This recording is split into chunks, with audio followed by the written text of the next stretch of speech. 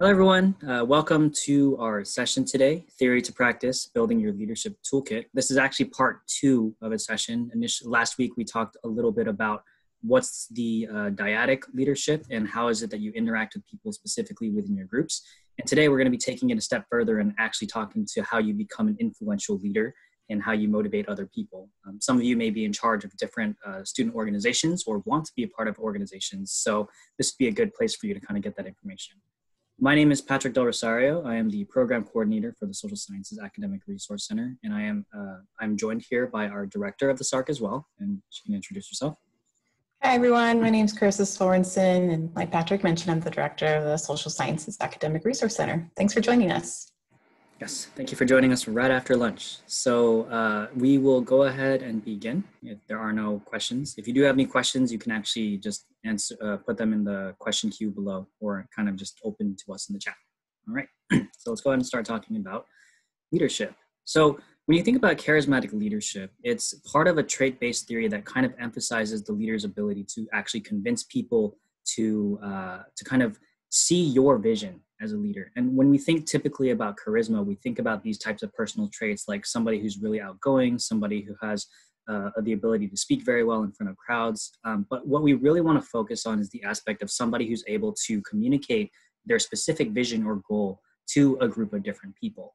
Now, when you think about trait theory, there's a list of different research that has been done in the past year that kind of emphasizes different aspects of leadership, like all leaders should be intelligent, or all leaders should have some kind of insight or initiative or motivation. And in some cases, trait theory is really just a foundational upbringing for you to understand how leadership works, but it's not the one defining trait that actually makes you become a good leader. Because you can have all of these different traits, but you'll also probably know, even with your own experiences with different managers, leaders in organizations, or people you interact with, that sometimes they don't have these traits, but you still look up to them. Or sometimes they do have these traits and you still look up to them. So no matter what, the trait theory isn't necessarily something that defines leadership in its own way, but it actually just gives you an idea about what could potentially be part of a leader. So if you're thinking yourself about being a leader, you have to think, well, what are my traits? And what are the things that I can highlight? Because those are the types of things that people are going to hold on to. So if you just happen to be somebody who's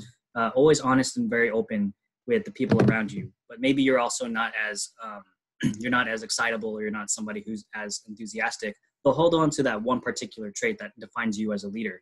And that's something that you can cultivate while still working on other different parts of your leadership. So it kind of gives you an idea about what trait theory could look like. And then we can go a little bit more deeply into how charismatic qualities actually function into this type of thing as well. Okay. Part of the other reason why trait theory is just kind of the crux of it is because leadership also comes in different situations, right? So the trait theory kind of refers to people who are natural born leaders. There are people who actually have this innate sense of just understanding, oh, you are just a leader just because of the way that you are.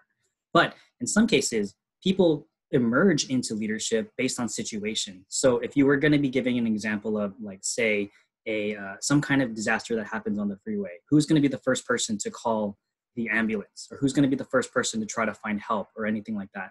In that sense, you become an active leader because you're somebody who does leadership based on an event that happens. One of the more pop culture references that I can give an example to is, say, The Walking Dead, right?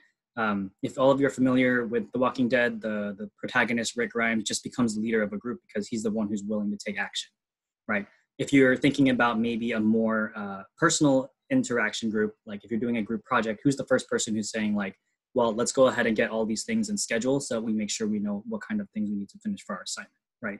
So your leadership can kind of demonstrate just based on the events that you're part of as well. The one that we do want to emphasize, though, is when you actually become a leadership because of your ability to want to make others become leaders as well through transformational leadership. So it may not be just simply based on situation. It may not just be based because you actually have it as an innate quality, but instead you're somebody who becomes a leader because you're actively trying to do that in the same way that you're also trying to get other people to become leaders in their own right as well. Some of you may be familiar with terminology of circular leadership, where everybody's trying to help each other out, and it creates a much more stronger collaborative environment. That's something that we always try to talk about at SARC, where we try to build upon leaders and help other people become more leaders, because there's a certain level of responsibility behind people who are leaders. And I think on the next slide, we can actually describe the difference between managers and leaders, right? So leadership, when you think about them, isn't necessarily somebody who just talks about what you need to do, right? They're actually people who try to motivate people and want people to achieve things that are greater than whatever it is that you're doing. And that's part of the reason as to why people would want to follow you, is because they see a bigger vision of what is it that you want to accomplish, rather than just somebody who just wants to do things and get things done. So if you can think about it in your own personal experiences, have you had managers that just told you, hey, I need you to do this. I need you to do this, or I need you to do this. And all you're doing is getting things done. They are the people who have the opportunity to lead, because they could be the person who's also saying, I need you to do this, but here's why we're doing it, and here's why it's important to you, right? It gives off a different message if somebody's actually looking for your personal development. But at the same time, as a leader, you're not only trying to build people up, but you also want people to have somebody who can also manage you in a way to kind of make sure that you get things done.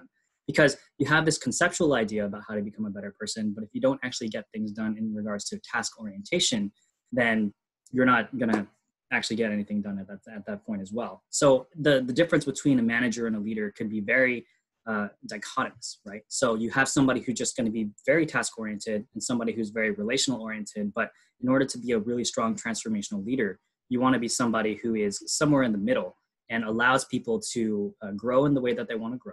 And you have somebody who also wants to get things done in a particular way, right? So those are two different ways that you can actually think about the difference between managers and leaders. And for you as a budding leader, you want to decide, well, what is it that I really care about in regards to my leadership, right? Are you the type of person that just wants to get things done right away? You want to be a lot more task oriented. You care a lot about results. Or are you going to be the person who's also going to be motivating people to want to achieve more than they possibly can, right? Are you going to try to push people into different positions that can help them soar as an individual? Now, we're not saying that one position is more so than the other, because it depends on your relationship with your people.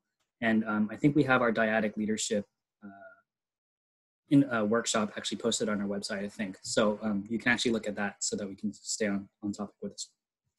Okay. So what does it mean to have charismatic qualities? Well, here's the thing. The things that we're actually going to be outlining here is very helpful in regards to speech writing. But even though it's specifically directed in speech writing, it's also something that you can do in your regular meetings, or just the way that you kind of emphasize your own description of how you see the goal of your organization or of your project or whatever it may be, right? So use of symbols and imagery, somebody who's able, you can think about this in regards to a person who's able to actually create a visualized process for people to be able to easily remember it, right? So in regards to a speech, it's somebody who says, like, I want you to imagine that there's a tree growing and you are that seed, and we're going to water you with information to the point where you grow into a big forest, right?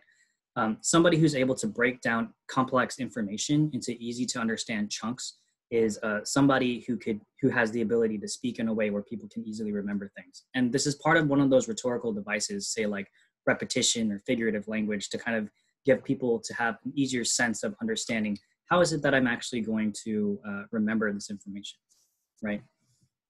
The other thing too is just collective history and identity, just understanding that everybody comes from a similar place. You'll notice that in a lot of different speeches, or even if you were to listening to TED Talks or something like that, there are people out there who always say, like, I'm kind of like you, where we're in the same spot. Like, I was a transfer student, you were a transfer student, or, all of us are part of this collective college group. We're all a bunch of different students, or I was a student once before. They do that because it alludes to the idea of similarity between you and the people who you are leading. And oftentimes, it's kind of like when you think about specific groups, they always want to get leaders who have a very similar background to the people that you're listening to, because it helps establish that sense of credibility, right? That's not to say that you can't have that kind of connection with people, even if you don't. Like, if you're looking at certain particular movements nowadays, you might have people who function as an ally, and they as well can also be a leader, because they have something else that they can relate to. But you can see that the importance of having similar backgrounds to the people that you lead can be very pivotal when it comes to having people want to be on your side to kind of accomplish something. The other thing is also having a positive reference to people's worth, right? You'll also hear in speeches regularly that people are saying, like, you're fantastic, you're doing great.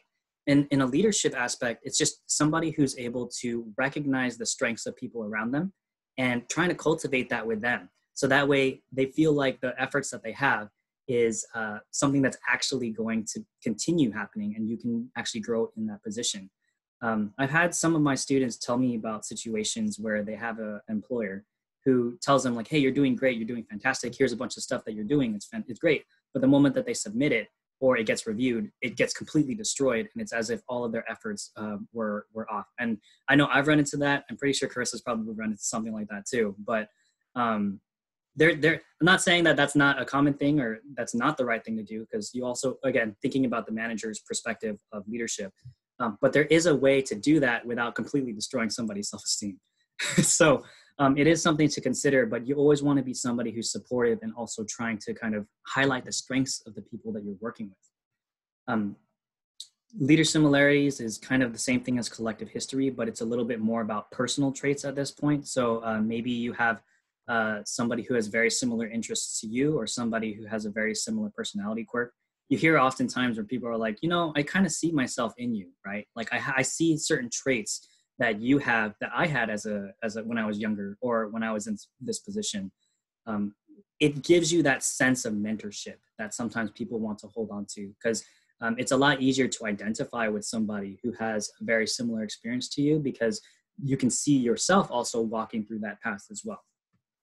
These other traits are a little bit more about the way that you would want to communicate your goals. So when it comes to an intangible future, it's often a way to kind of subset, or it's a way to diminish that sense of disappointment if something were not to actually be accomplished. So it's like, in the future, we're hoping to increase this number by 50%.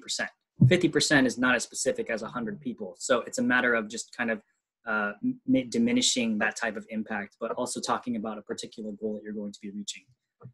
Creating a sense of uncertainty gives people the ability to adapt and grow in particular situations. So if you were talking to somebody about their growth and development, say, for example, you had a student that wanted to be the president of a club, right? You don't want to make that sense of like, you are going to be the president. It's like, well, you have to be working towards it. You always have to be working towards this particular goal, because we don't know, right? Like with anything in human behavior, like if you're doing an interview, you could do everything 100%, but if the fit doesn't work, it could go completely away. So you don't know. And really what creating uncertainty does is it creates realistic expectations about what you should kind of be moving forward into. And you as a leader have that responsibility of not creating a false sense of perception, but instead gives them the idea that, things can go a certain way, but continue working towards whatever goal you have, and hopefully it'll work out, because realistically, that's kind of how it is too.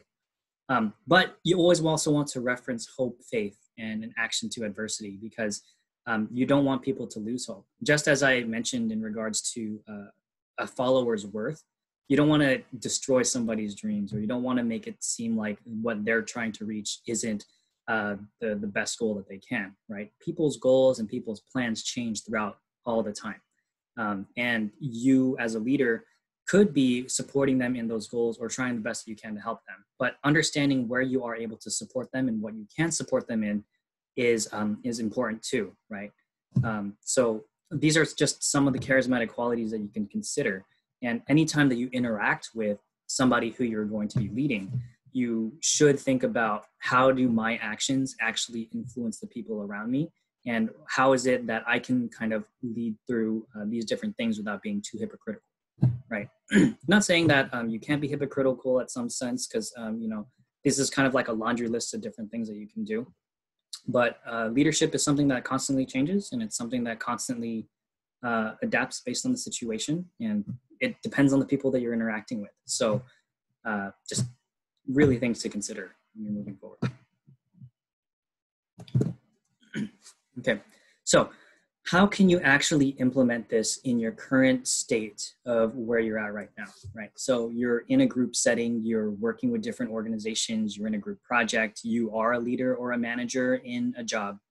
Here's what you can consider doing, right? When it comes to communication, you do want to be clear with your thoughts and ideas so that others can understand them. And we're not just talking about directives, right? Directives are actually a lot easier to be very clear on. It's like, I need to do this, that's fine. But when it comes to clear communication, You want to also talk about clear communication in regards to your faults and your shortcomings in what you actually want to do and what you don't want to do. The one thing that we always forget is that we have some agency, some personal agency to allow ourselves to say no to certain tasks if we don't think that we can accomplish that particular goal, or if it's not something that aligns with our interests. This is even something that I struggle with in my current position, because there are certain things that I know I'm not strong in, but you still want to try it because we're always told to challenge ourselves and try to do the best that we can. Sometimes we know that there are certain challenges that we can't overcome, and you need to be very clear about that so that people can see that you are a person of integrity rather than somebody who's just trying to do everything because you were taught to do that. And by doing that, you become this person who could potentially be a role model. If your goal as a leader is really to be influential and motivate people to see your vision, you want to be that role model and provide people that experience that you are doing the best that you can, right? You're going to have faults as a leader. I think that's something that we all need to recognize as well, is that you're going to find people that you can't lead easily. You're going to find that you make faults. You're going to find that you're going to take back some of the things that you said. That's something that's inevitable. But the idea that creates this sense of leadership is, how do you actually follow up with those types of actions? If you're hypocritical, are you going to correct it? If you make a mistake, are you going to acknowledge it? If you take back your word, are you going to work with the suggestions that other people said after you found out that you agreed with them? Those are the types of things that you kind of want to consider in regards to building your role modelship. Take into consideration the people and the personal needs of those people who you are leading. Leadership is two-way communication, right? It's a common question in interviews where people will ask, well, what's your leadership style? Or what kind of leadership style do you respond to?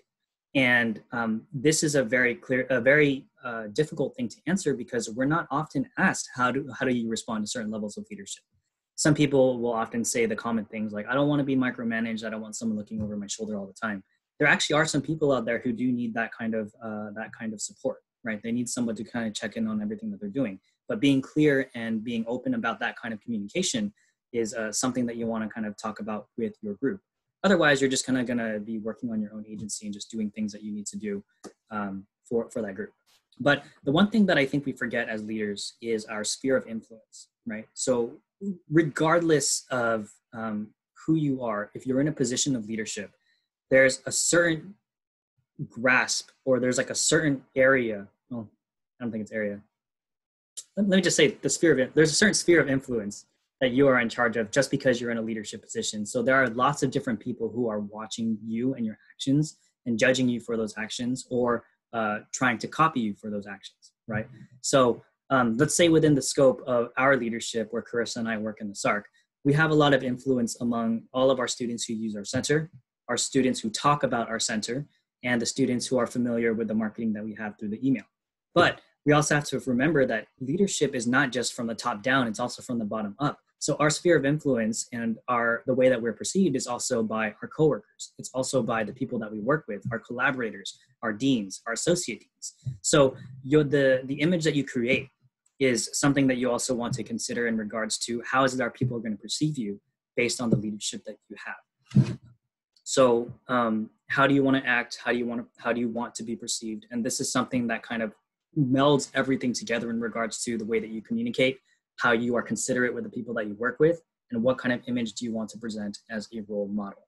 So these are a lot of different ways that you can kind of implement this type of charismatic leadership in your everyday interactions with your different groups or your different organizations. And that's essentially how you would want to consider your leadership and taking this theory into practice. Okay. All right.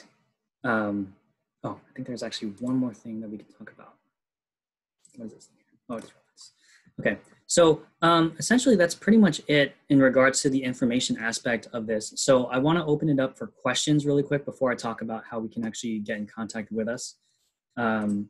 So do we have any questions in regards to leadership and how to actually implement it in groups? Or did anyone run into any situations that you think would be difficult to kind of manage and you want some feedback on how to actually approach it?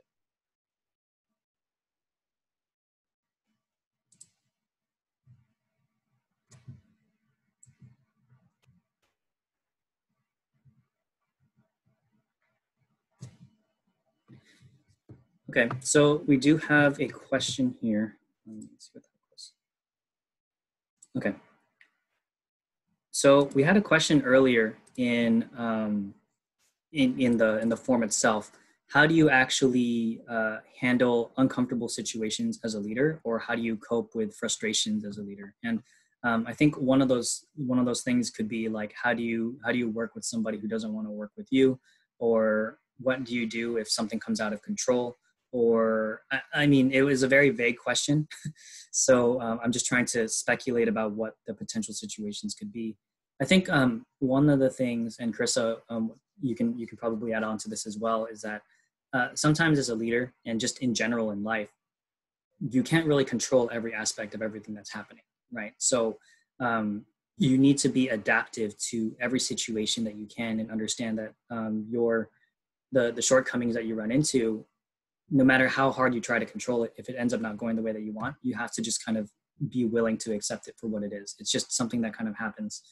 But I think one of the ways that I've actually adapted to any frustrating situations, the most that I've had, is when I had difficulty communicating with my subordinates and just the people that I oversee. There is a real importance to understand communication style, leadership style, and overall understanding about how to work with specific people, right? There are different people who like to work strictly with numbers, people who strictly like to do results, people who strictly like to do just a particular aspect of a job. And for me, I always take that as a leader to be the person who tries to cultivate that, try to let them do the things that they need to do. But sometimes we have to go beyond whatever it is that they need, because it's part of the organization as well. But Krista, do you have any comments about handling leadership problems?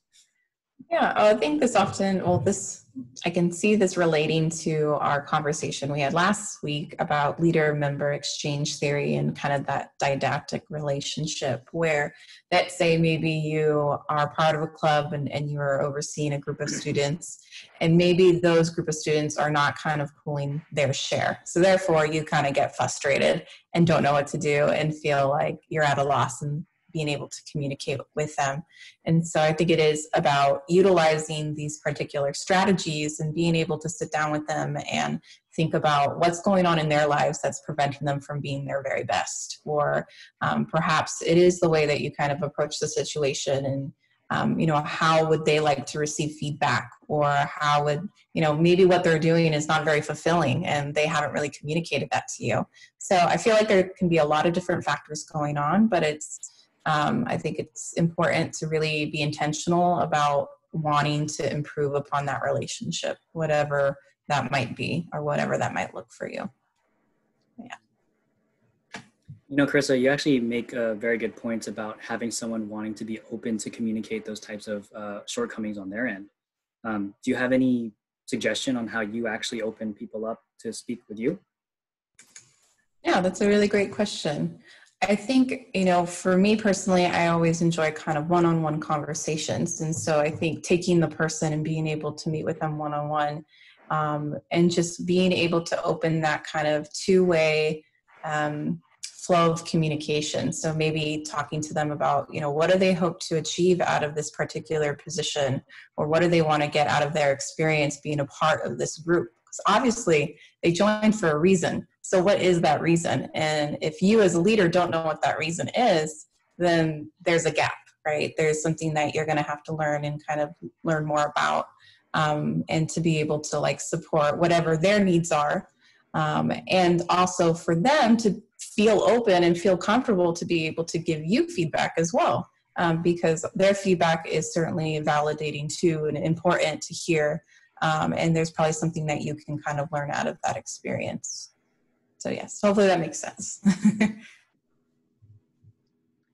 Right. We do have a question about the creating uncertainty aspect of charisma.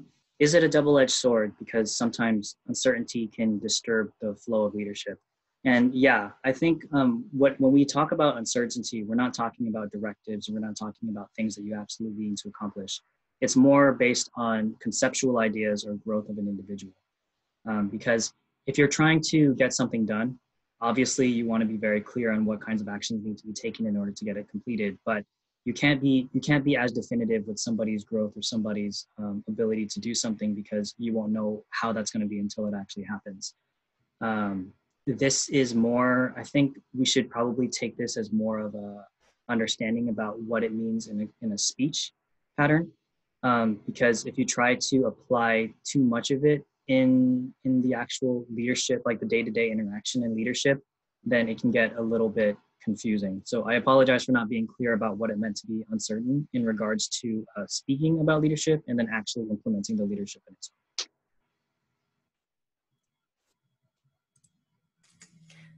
And just to add, I know that, one really great example of kind of seeing this really play out is just listening to politicians and their speeches.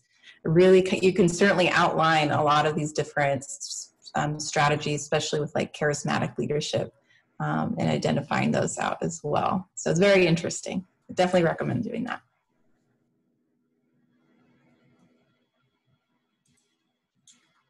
Any other questions?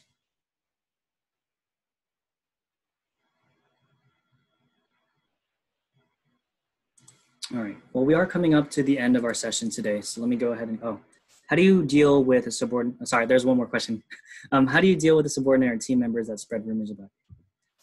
Oh, okay. Well, rumors are a different thing. I'm probably not the best example when it comes to this thing, because I'm actually often unaware of a lot of these things that happen. Let's see. Do you have a response to this one, Carissa? Yeah. Well, I would say that I think this kind of goes back to,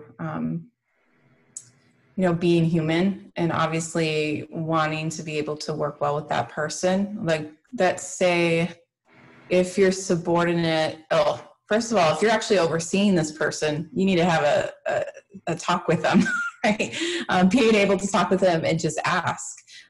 If you feel like if this is more of a team member, so like someone else, another peer, then I would say go to the person who oversees you and discuss it with them first. And then hopefully that particular leader can kind of pull in that other team member for you to have an actual meeting, because there needs to be someone within that group that is a mediator.